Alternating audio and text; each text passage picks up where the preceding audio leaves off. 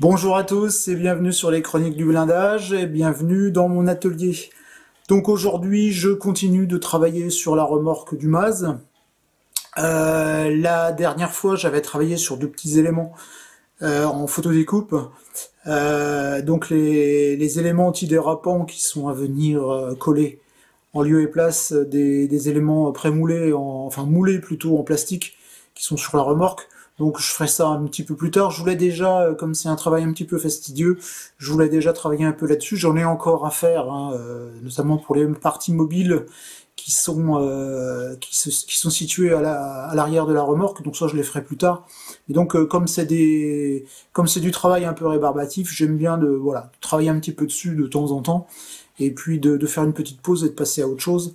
Ça permet de pouvoir se travailler en toute détente, tout détendu. Donc aujourd'hui, je vais continuer à travailler sur des éléments en photodécoupe que je n'assemblerai pas encore directement sur la remorque parce que ce sont quand même des éléments assez fragiles, à l'inverse des éléments antidérapants qui eux sont plutôt, une fois collés, sont plutôt costauds. Là, ce sont des garde-boue qui sont situés à l'avant de la remorque. Donc j'ai peur qu'en continuant de travailler sur la remorque, je finisse par les accrocher avec la main et les casser. Donc je vais quand même les préparer, je vais préparer les petits éléments qui vont avec, et puis je les conserverai en attendant de les mettre en place, je ne sais pas encore quand, j'aviserai. Donc voilà, dans cette vidéo, en plus du travail de la photodécoupe, vous allez voir que je vais modifier, enfin ou plutôt améliorer encore un petit peu la photodécoupe, parce que parfois on a des pièces en photodécoupe qui sont pas forcément fidèles à la réalité. Donc je vous explique ça tout de suite dans la vidéo. Alors voilà, donc il s'agit aujourd'hui de travailler sur ces pièces qui sont situées de part et d'autre de la remorque. Alors ce sont des pièces qui sont fournies bien sûr en plastique, hein, sur les grappes. Voilà, donc ce sont ces pièces-là que l'on retrouve en laiton sur la grappe de chez Voyager. Donc voilà, ce sont ces pièces-là. Donc en laiton, elles sont fournies plates, hein. On voit qu'il y a des renforts qui sont emboutis. Donc sur les pièces en laiton, il faut, comme c'est souvent le cas sur ce type de pièces, il faudra les emboutir. On verra ça après.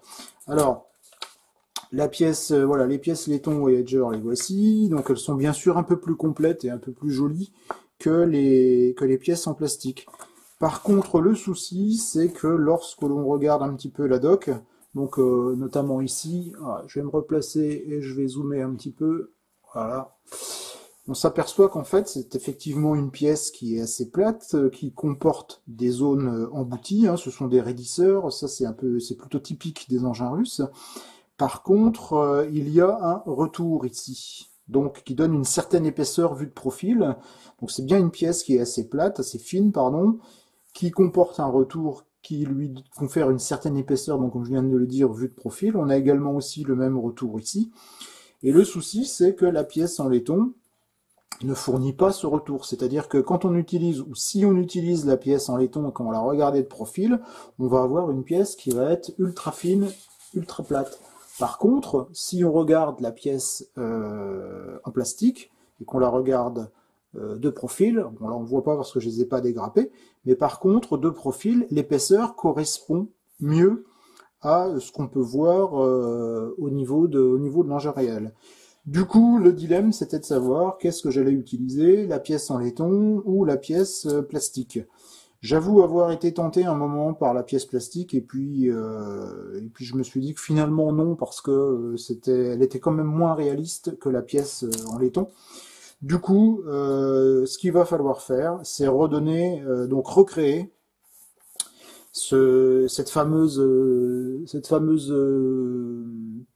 partie qui est pliée, qui sert aussi de raidisseur. Alors que cette partie que Voyager n'a pas prévue dans sa pièce laiton. Voilà, donc c'est là-dessus que je vais travailler aujourd'hui, donc sur cet ensemble-là. Alors, pour ce type de travail, je vais utiliser un tapis de découpe, un vieux tapis de découpe, parce que je vais faire pas mal de... Je vais utiliser un peu de chaleur, je vais faire un petit peu de chantier et je préfère travailler sur un vieux tapis. Alors je découpe donc ma pièce, voilà, avec mon fameux cutter à lame plate que j'affectionne tant. Et donc je vais poncer les résidus de découpe, toujours avec du papier fin. Alors vous remarquerez que je n'ai pas poncé comme je le fais habituellement avec les pièces en laiton. Je n'ai pas passé de papier, de stylo fibre, pardon, pour la dépolir. C'est pas la peine dans ce cas-là, puisque en fait, comme je vais intervenir dessus pour créer les renforts emboutis, je vais reponcer derrière, donc c'est pas la peine de poncer de trop. Le travail va se faire automatiquement. Voilà, donc je passe le doigt, c'est la meilleure solution pour savoir si on est bien lisse. Voilà, bon, c'est impeccable. Je vais mettre ça de côté. Alors, je vais procéder à l'emboutissage des 3 rainures qui sont ici. Donc c'est toujours une manœuvre un peu chiante et un peu délicate qui forcément va déformer la pièce. Donc je vais vous montrer un petit peu comment je fais pour éviter d'avoir une pièce trop déformée et pour conserver quelque chose de réaliste. Alors tout d'abord, je vais m'armer, voilà, une précelle à manche en bois. Je vais maintenir ma pièce avec. Alors pourquoi? Tout simplement parce que je vais déjà recuire mon laiton de façon à le rendre un petit peu plus malléable. Alors pour le recuire, c'est pas compliqué, hein. Je prends un briquet et je chauffe. Alors dans l'idéal, alors faites attention quand vous faites ça, si les pièces sont trop fines, vous allez les déformer définitivement, voire les faire brûler. Voilà, dans l'idéal, c'est de le chauffer à blanc. À partir du moment où il est chauffé à blanc, on voit qu'il change de couleur. Alors je sais pas si on voit bien sur la vidéo, je vais zoomer un peu. En tout cas, c'est flagrant, hein. Mais je ne sais pas si ça passe en vidéo. Voilà, bah, cette partie-là n'était pas encore faite.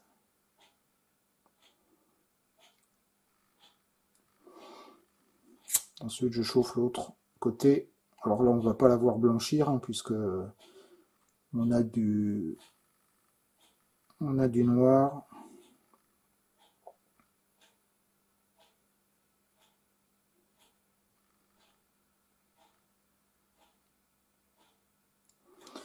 Alors laissez bien refroidir. En fait, j'en ai déjà fait une, hein, j'en ai fait une hier pour valider le processus, et je me suis brûlé bien entendu. Donc laissez bien refroidir, hein, prenez le temps qu'il faut. Ça vous évitera de vous retrouver avec une cloque. Ensuite, je dépose donc ma pièce sur un papier type papier essuie-tout plié en 4. Alors pourquoi plié en 4?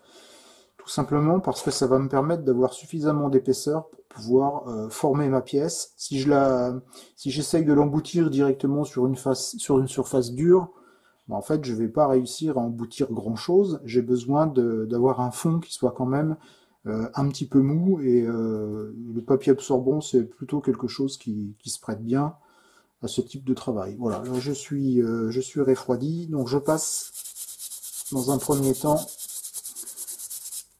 un coup d'éponge à récurer. Vous voyez, donc du coup je raye automatiquement ma pièce. Donc c'était pour ça que ça valait pas le coup que je le fasse avant. Alors, ce que je vais faire maintenant, je vais commencer avec un stylo bille. Je vais utiliser un stylo bille et je vais utiliser un objet pointu. Alors ça c'est en fait c'est une pointe sèche, hein, que j'utilise assez régulièrement lorsque dans mes travaux de modélisme. Alors je vais rezoomer un petit peu et je passe Dans un premier... Alors j'appuie pas trop fort, hein. Je maintiens ma pièce.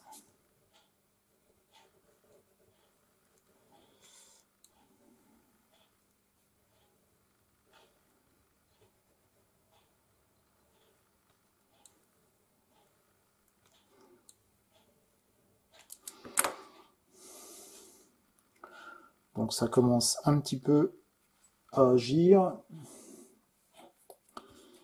Donc il faut toujours bien redresser au fur et à mesure que l'on travaille. Je vais repasser un coup de stylo à bille. Donc sachant que le stylo, donc la pointe à bille ayant une épaisseur, je ne vais pas pouvoir donner la forme définitive avec, tout simplement parce que parce qu'à un moment la pointe ne se fonce plus dans la gorge. Mais ça me permet quand même de préparer le travail. Voilà, ensuite je vais passer à la pointe sèche. Et donc comment je fais? Je la dépose et je la tire. Jamais dans l'autre sens, hein. Toujours jamais dans le sens de la pointe, mais toujours à l'inverse du sens de la pointe. Je procède de la même façon ici. Donc là on voit que la pièce est en train de souffrir, hein. Alors si elle se tord, ça veut bien dire qu'on est en train d'emboutir les raidisseurs. Voilà. Bon, je vais m'arrêter là pour le moment. Donc vous voyez, voilà, vue de profil, c'est pas terrible. Donc je vais redresser. Alors on y va tranquille, hein, faut y aller tranquille.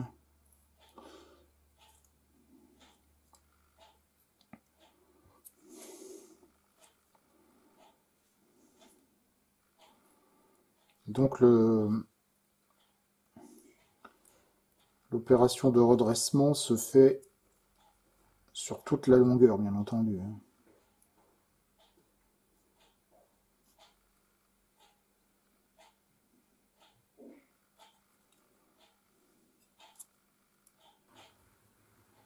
Donc là, j'ai redressé déjà une première fois et je repasse à nouveau ma pointe sèche pour terminer le travail. Donc ma pièce se redéforme à nouveau, hein, ce qui est normal. Voilà. Donc là, je suis plutôt pas mal. Et donc, je redresse une nouvelle fois.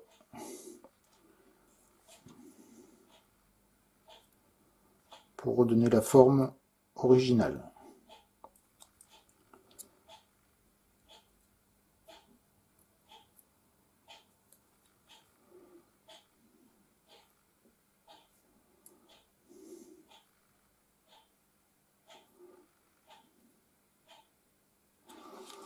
Voilà, je suis pas mal, donc je vais passer un petit coup avec le dos de ma pince,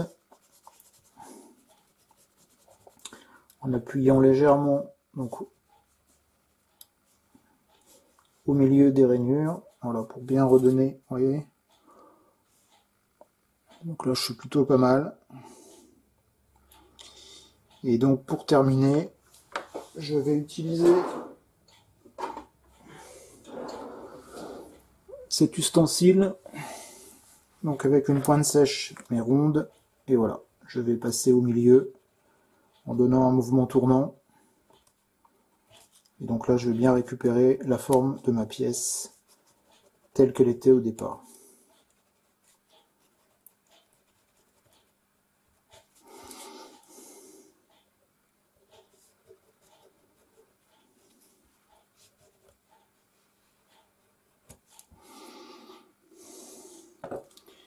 Pour terminer, un petit coup de stylo à poncer. Je nettoie bien l'intérieur des rainures parce que sinon j'ai ma peinture qui n'accrochera pas.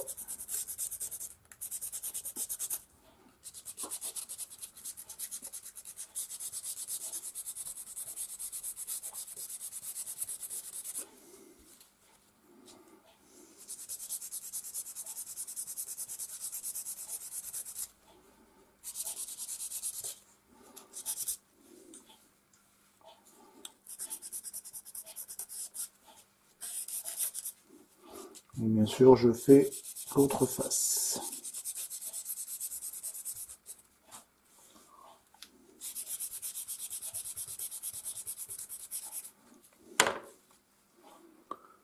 Voilà, donc ma pièce est emboutie, elle est prête pour la phase de travail suivante. Vous voyez, elle a bien retrouvé sa forme.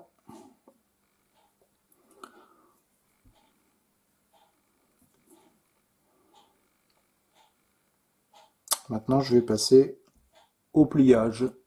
Donc, il y a une partie à mettre en forme. Donc, c'est ce que l'on voit, c'est ce qu'on voit ici. Hein, c'est la partie supérieure. Donc, voilà, je vais zoomer un petit peu.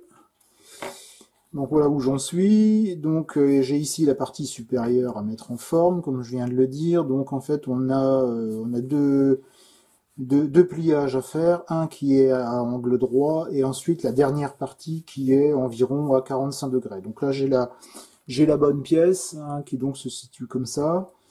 Donc je vais déjà alors plier la partie à 45. Donc je reprends ma petite plieuse que j'affectionne. Voilà, donc je vais régler. Donc ça c'est plutôt une opération assez simple. Hein. Donc voilà, je mets ma pièce dans la plieuse et donc je vérifie que je suis dans le bon sens et je plie. Voilà, donc j'amène au maximum la forme sur laquelle je veux arriver. Je remets un petit peu tout ça d'équerre. Et je vérifie. Donc je règle mon pliage. Généralement, voilà, faut bien le prendre à la base. Je reprends ma Bruxelles que j'ai retravaillée. Voilà. Donc là, alors c'est ce que j'aime bien dans la photo découpe. C'est-à-dire que on a des pièces qui sont pas hyper parfaites. Là ça fait un petit peu des vagues, mais c'est ce que j'apprécie parce que en fait on est vraiment sur quelque chose de réel, de la tôle qui a un petit peu souffert. Quand on utilise les pièces plastiques, on peut les retravailler, mais c'est plus compliqué d'obtenir ce genre d'effet. Donc avec la photo découpe, on a tout de suite quelque chose de plus réaliste, je trouve. Voilà. Et donc on a cette pièce à former sur 45 degrés à peu près. Donc si je m'oriente, voilà, je suis bien comme ça. Alors cette fois, je vais utiliser ma Bruxelles pointue. Donc ça, je vais l'enlever, vous verrez peut-être mieux. Hop, je vais mettre ça sur le côté. Et donc, voilà, je plie. Bon, je le plie pas forcément juste hein, du premier coup. Je vais le vérifier. Alors, à mon avis, il faut que je le replie un petit peu.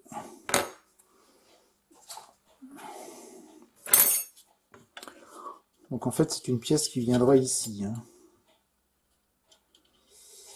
Donc c'est une sorte de garde-boue.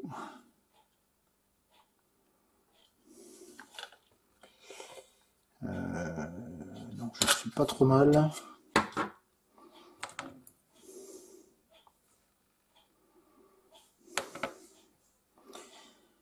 Voilà, donc ma pièce est formée. Maintenant, il va me rester à donc rajouter une petite bande de plastique ici que je vais rajouter en evergreen, ainsi qu'ici donc pour donner le morceau qui manque malheureusement sur la pièce en photo découpe. Alors pour figurer la pièce métallique pliée qui sert également de raidisseur, j'ai découpé dans de la carte plastique, alors qu'il doit faire environ, à mon avis, 25 centièmes hein, à peu près, donc d'épaisseur, des bandelettes, donc de carte plastique evergreen. Alors j'en ai découpé de deux tailles différentes, vous allez comprendre pourquoi. Donc j'en ai une qui fait à peu près ici 2 mm et demi, et j'en ai une qui fait à peu près ici 1 mm et demi, d'accord? Donc, ce que je vais devoir faire, donc, c'est coller ici un morceau de carte plastique, donc sur le bord là et sur le bord là.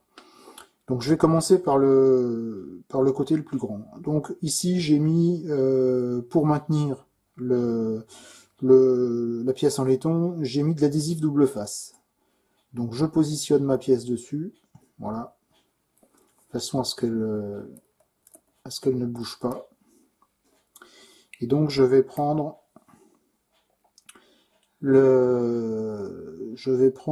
la partie evergreen qui fait 2 mm et demi. Alors pourquoi elle fait 2 mm et demi?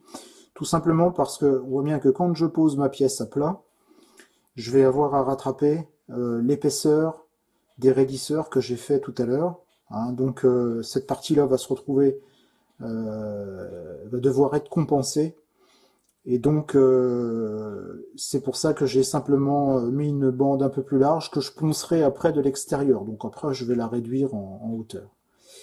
Donc je vais la positionner. Alors je vais juste préparer un petit peu de pâte à fixe parce que je vais en avoir besoin. Voilà, il va falloir deux petites boulettes. Vous allez comprendre pourquoi. Donc je vais placer ici mon morceau de carte plastique. Alors je vais zoomer un peu. Hop.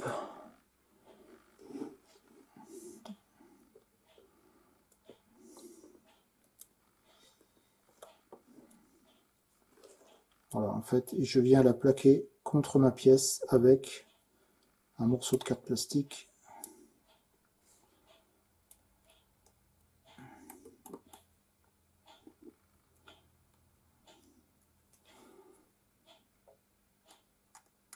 Donc je règle bien, hein. Vous voyez, c'est pas évident. Hop. Pourtant, c'est qu'elle soit bien plaquée, voilà, contre ma pièce.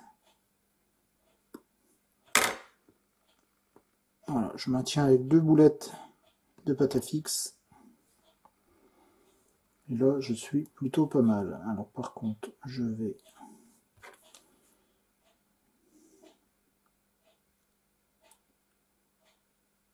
Voilà.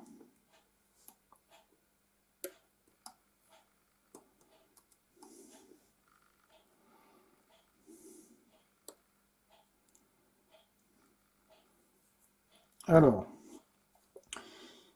ma bande est bien maintenue en place. Pas évident de jongler avec la caméra. Donc là, cette fois, je vais prendre ma Cieno Black. Je vais en déposer une goutte. Je vais préparer mon acétone. Alors, je vais élargir un peu le champ, de façon à ce que vous puissiez voir la façon dont je procède. Voilà, là j'ai mon matériel qui est prêt. Alors,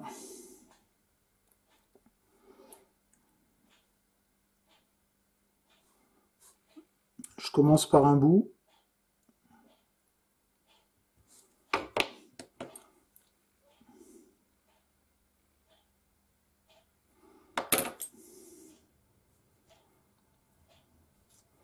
J'enlève le surplus de cyano.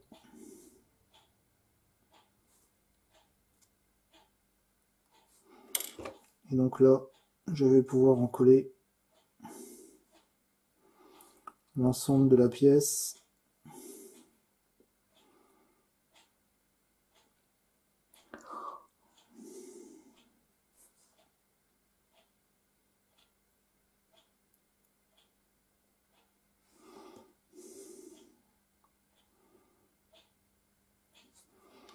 Alors, je vais peut-être zoomer un peu.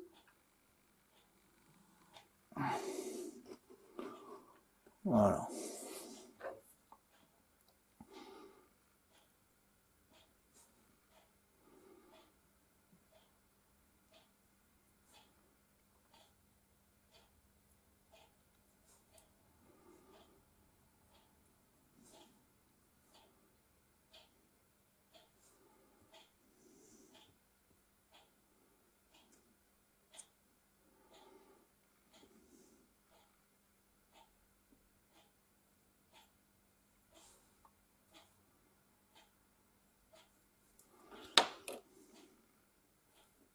voilà, je suis pas mal. Je passe un petit peu d'acétone pour nettoyer.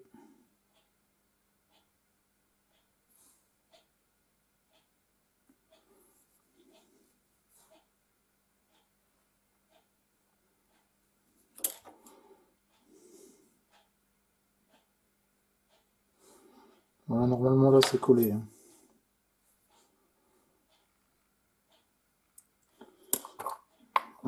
Ça aussi c'est collé.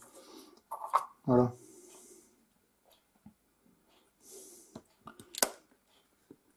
J'enlève ma plaque.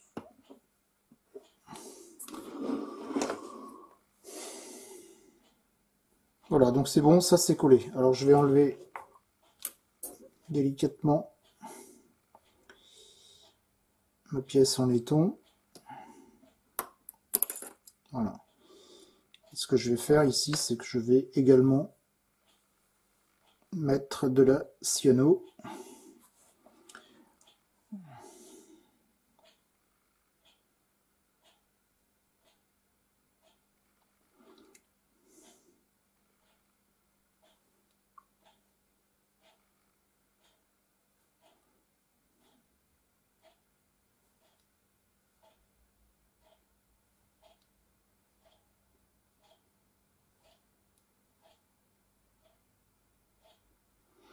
Par contre là je ne nettoie pas à l'acétone parce que c'est le côté que je vais poncer. Donc de toute façon, le nettoyage va se faire automatiquement.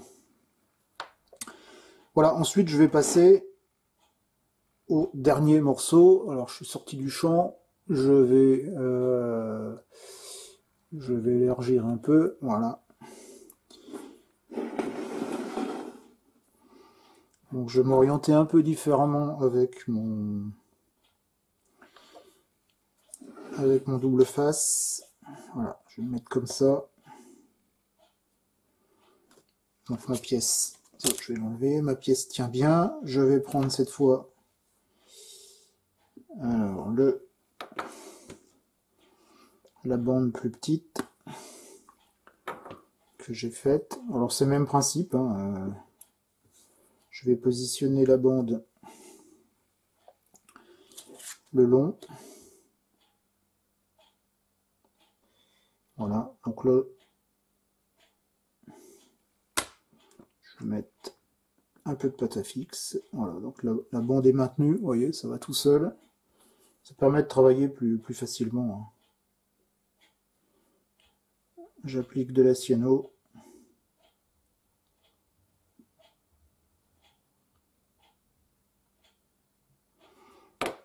Un petit coup d'acétone.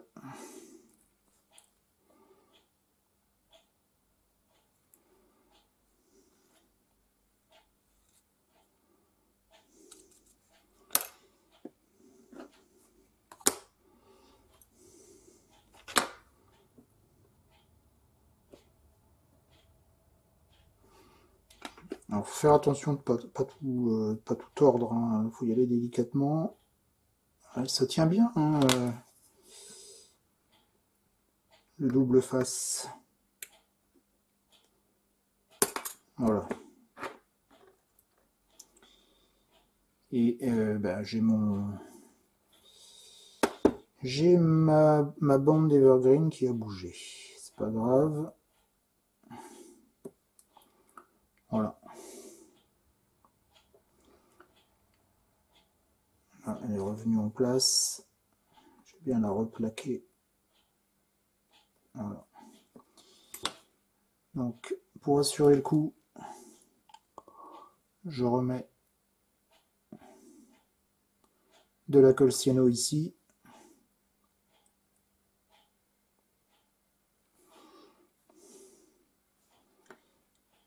Et un petit peu ici. Voilà. Alors maintenant, on va faire une petite coupure tout simplement parce que on va laisser sécher la cyano tranquillement avant de poncer. Donc je vais poncer cette partie-là. Et je vais poncer cette partie-là et j'ai besoin que la cyano soit bien sèche. Voilà, donc c'est pratiquement sec, voire sec. Alors ce que je vais faire dans un premier temps, je vais déjà couper le surplus de, de mes bandelettes plastiques. Ça m'évitera de les accrocher et de redécoller tout. Voilà, et donc là j'ai la face interne. Et donc là j'ai la face externe que je peux commencer à poncer. Alors je reprends mon papier 320. Alors on voit bien hein, ici, bien sûr, j'ai donc une partie à éliminer puisque lorsque j'ai posé la bandelette de carte plastique sur mon plan de travail, bien entendu, avec, comme je disais tout à l'heure, les renforts que j'ai emboutis au préalable, j'ai bien entendu une partie donc qui n'a pas lieu d'être, puisqu'ici normalement on doit être de niveau. Donc c'est cette partie-là qu'il faut que je ponce. Et c'est pour ça qu'au départ j'avais fait des bandelettes un petit peu plus larges. Donc pour le ponçage, donc ici je vais y aller tout doux. Et je ponce, je ne ponce pas comme ça, mais je ponce uniquement dans ce sens-là, c'est-à-dire que je ponce dans le sens où la bandelette est maintenue par la pièce en laiton. Hein, ce qui m'évite, si je fais ça, si je ponce dans les deux sens, ça m'évite de l'arracher. Donc je ne ponce que du côté laiton. Voilà, je peux faire la même chose ici, hein, de toute façon. Alors, vous voyez ici que j'ai bien entendu cette bandelette là, comme je l'avais dit tout à l'heure, qui est moins large, puisque je n'ai pas d'écart à rattraper ici. D'accord, vous verrez que tout à l'heure, quand j'aurai poncé, si je ne me suis pas trompé, on aura les deux bandelettes qui seront de la même épaisseur. Donc encore une fois, ici, je ne ponce voilà, que du côté laiton. Alors ensuite, bah, c'est un travail de patience. On y va tout doux. Et on ponce jusqu'à ce qu'on arrive au niveau du laiton.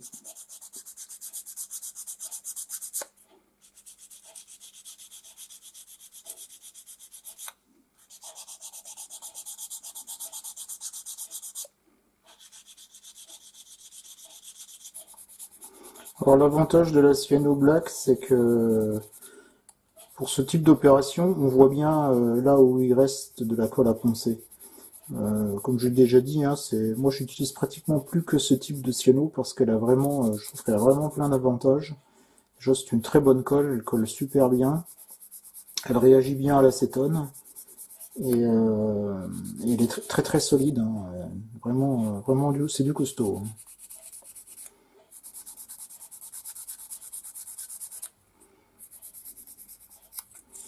Donc ce que je fais pour voir si voilà, si je suis bien lisse par rapport si j'ai pas de surépaisseur, je passe juste le coin de mon papier à poncer où je passe mon ongle aussi. Voilà.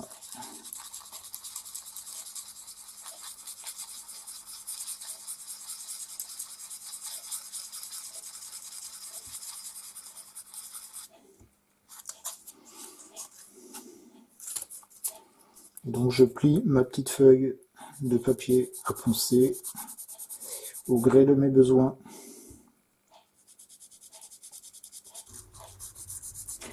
Voilà, donc je termine avec un petit nettoyage sur la face interne.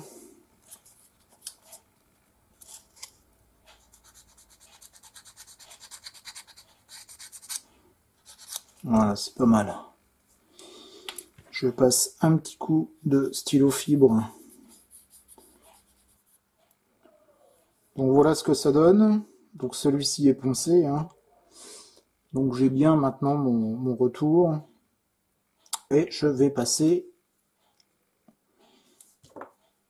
au plus petit. Voilà, donc là je vais le maintenir comme ceci. Et donc je vais commencer voilà, à poncer délicatement.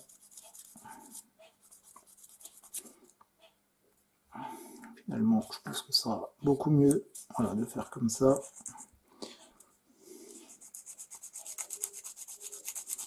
Et c'est parti.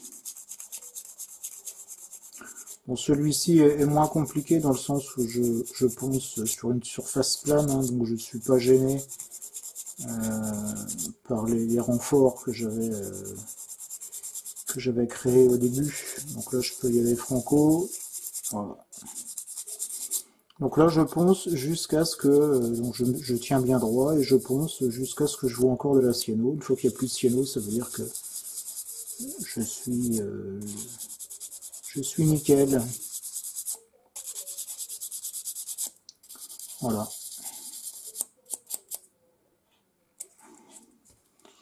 Alors, je vais poncer un petit peu sur le côté.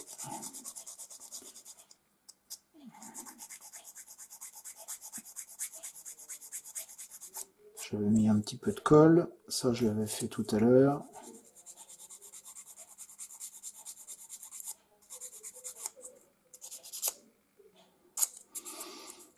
Et donc, attention de ne pas sortir du champ, ça m'arrive encore assez régulièrement. Je mets un petit coup ici aussi, un peu de ponçage. Voilà.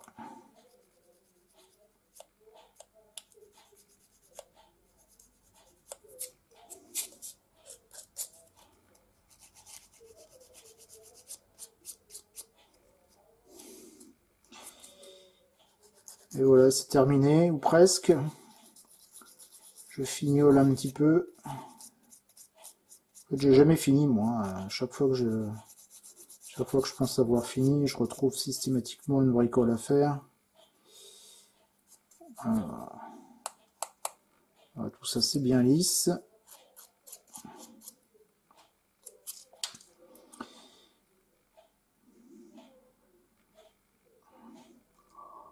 Voilà, c'est terminé. Alors, je vais dézoomer un peu et on va regarder ce que ça donne.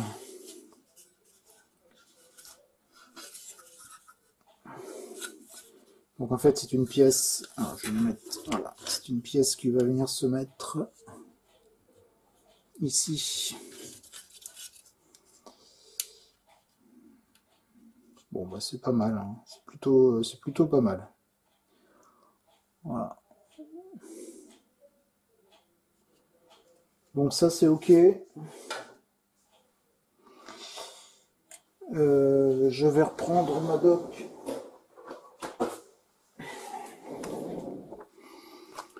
Juste pour refaire un petit peu le point. Voilà, donc en fait, je cherchais plutôt une vue. Ouais, je pense que ça c'est pas mal. Donc en fait, hein, ce sont ces pièces-là pour que tout le monde comprenne.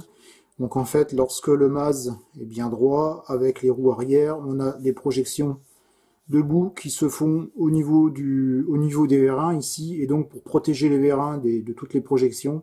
Donc ce sont on va appeler ça des garde-boue, hein, ni plus ni moins. Ils sont verticales, généralement les garde-boue sont horizontaux, mais là on est bien en présence de garde-boue, donc pour protéger les vérins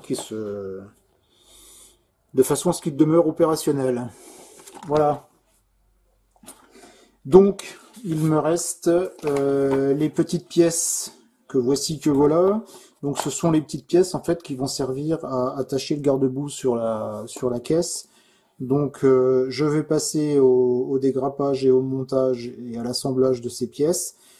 Petite indication au passage pour ceux qui seraient tentés de monter le kit de chez Voyager. Il y a une erreur sur la numérotation des pièces. Les K20 n'existent pas sur la grappe et comprenez K17. Donc j'ai dégrappé les petites pièces, hein, comme je fais habituellement avec mon cutter plat. Et donc là j'utilise ma petite plieuse, hein, pour les mettre en forme. Donc voilà, alors là ce qu'il faut comme dans ce cas-là, c'est les mettre. Faut pas chercher à être précis du premier coup, hein, c'est simplement faire le plus gros du pliage. Et puis donc ensuite, moi ce que je fais, c'est que je viens régler le pliage après avec ma pince spécialement étudiée pour. Donc voilà. Alors il y a deux types de pièces. Donc en fait, ce sont des sortes d'équerres, hein, qui seront à positionner sur la remorque. Donc les premières, celles que je viens de plier, et puis celle-ci qui comporte deux petits boulons. Donc ce sont des boulons qui servent dans la réalité à fixer donc la pièce sur les flancs de la remorque. Donc on verra ça, je vous expliquerai ça plus tard quand je les assemblerai sur la remorque. Donc là je plie à nouveau les deux ailes de la pièce comme j'avais fait sur la pièce précédente. Et la particularité donc ici c'est qu'il y a une petite patte avec deux boulons à venir rajouter sur cette patte. Alors parfois ce qu'on trouve chez certains fabricants donc comme ici c'est que les boulons sont gravés avec l'accessoire. Donc il suffit simplement de venir les rabattre. Voilà ce que je fais ici. Donc c'est pas des pièces à venir rapporter proprement dites, mais plutôt à repositionner parce qu'elles ont déjà été gravées avec la pièce. Donc c'est plutôt pas mal. Voilà, donc je procède au pliage et à la mise en place. Bon là on voit pas très bien, mais voilà. Donc les pièces sont simplement positionnées là où elles doivent être, et ensuite il va falloir les coller. Donc il y a un certain nombre de boulons à coller. Donc je mets en place, je mets de la colle en place sur les pièces que je viens sur les boulons que je viens de positionner. Je mets un petit coup d'acétone, et puis donc une fois que la cyano est sèche, je viens poncer le bord de façon à enlever le surplus de la petite pâte qui tenait les fameux boulons. Ensuite, alors là on est sur les pièces K17, donc je rappelle, hein, erreur de notice, c'est pas K20 mais bien K17. Donc là ce sont des pièces qui sont un petit peu afformées dans le même style de ce que j'avais fait dans la vidéo précédente sur les antidérapants. Mais comme les pièces sont un peu plus grandes, il y a plus de facilité, je trouve, à les mettre en forme. Donc là je forme déjà les deux petites pattes qui iront de part et d'autre, et puis ensuite je vais former le U, hein, puisque c'est une pièce qui est aussi en forme de U avec deux petites pattes de chaque côté. Alors j'utilise pas tout le temps la plieuse, hein, la preuve ici c'est que j'utilise un simple cutter pointu, une simple Bruxelles pointue, pardon. Et donc voilà, je mets en forme petit à petit en prenant bien soin d'appliquer des efforts sur toutes les faces de façon à ne pas avoir de déformation. Hein, de toute façon, ce genre de pièce est assez compliqué à former avec la plieuse. Donc c'est pour ça que j'utilise ici simplement des pinces. Donc la pince pointue pour la mettre en forme, et puis là ici je viens parfaire les angles avec ma pince plate. Voilà, et on obtient quelque chose de tout à fait satisfaisant, hein. C'est nickel, hein. Voilà, donc les pièces sont maintenant prêtes, hein, donc elles sont formées. J'avais donc réalisé l'autre hier, hein, donc en fait elles iront de cette façon-là, avec donc la remorque ici au milieu. Donc voilà, on a quelque chose de suffisamment fin qui ressemble aux pièces réelles. Les petites pièces que je viens de monter également, donc là, sont répertoriées dans leur petit sachet. Je vais mettre tout ça dans la boîte qui contient les pièces en attente. Voilà, donc je vais mettre tout ça tranquillement ici. J'ai toujours une grande boîte dans laquelle je mets mes pièces en attente de montage ou mes sous-ensembles.